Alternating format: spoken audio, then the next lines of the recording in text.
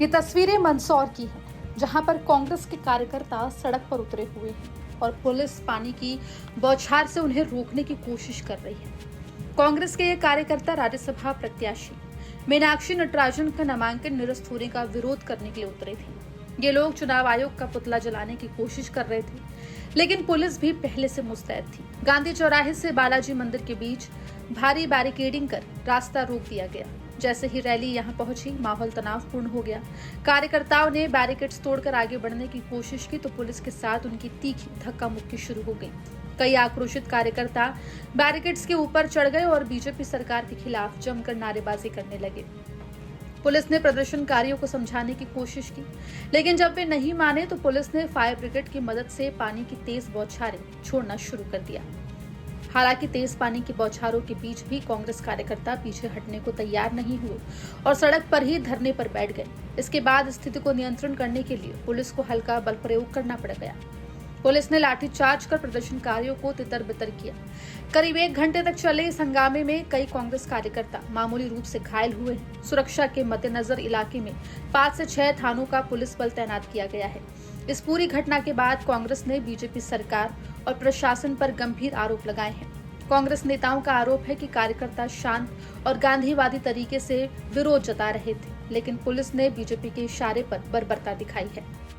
इस तरीके से भारतीय जनता पार्टी ने लोकतंत्र और संविधान को राज्यसभा के चुनाव में कांग्रेस की प्रत्याशी बहन मीनाक्षी नटराजन जी का नामांकन निरस्त करने के कारण जो लोकतंत्र और संविधान की हत्या की है, इसके आक्रोश में पूरे देश में और मध्य प्रदेश में कांग्रेसजनों में, संविधान में विश्वास रखने वाले लोगों में भयंकर आक्रोश व्याप्त है।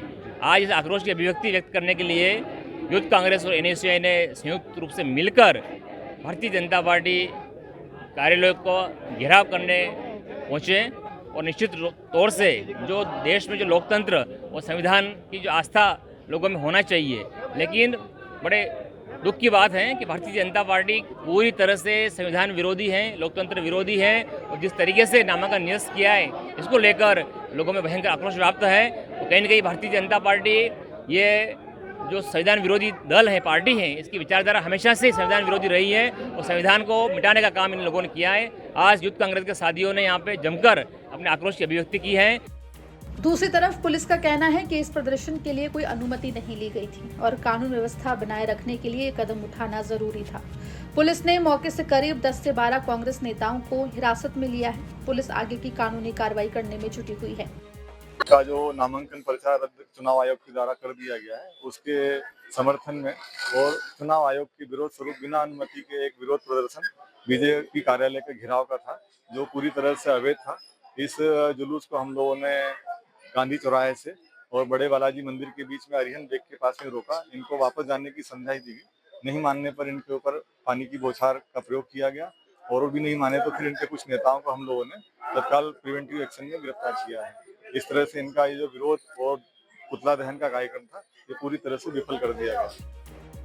आपको बता दें कि मंदसौर ही मीनाक्षी नटराजन की कर्मभूमि है। यहीं से वो 2009 में लोकसभा चुनाव जीतकर सांसद बनी थी, जिसकी वजह से यहाँ के कांग्रेसी काफी नाराज हैं और फिलहाल उनका नामांकन निरस्त होने के बाद मंदसौर की सड़कें सियासी अखाड़े में तब्दील हो चुकी हैं। जहाँ एक तरफ कांग्रेस इसे लोकतंत्र की हत्या बताकर सड़क पर लड़ाई लड़ने का ऐलान कर रही है, तो वहीं पुलिस और प्रशासन कानून व्यवस्था का हवाला देकर मुस्तैद हैं। मंदसौर से अजय बाडोलिया की रिपोर्ट, MP तक।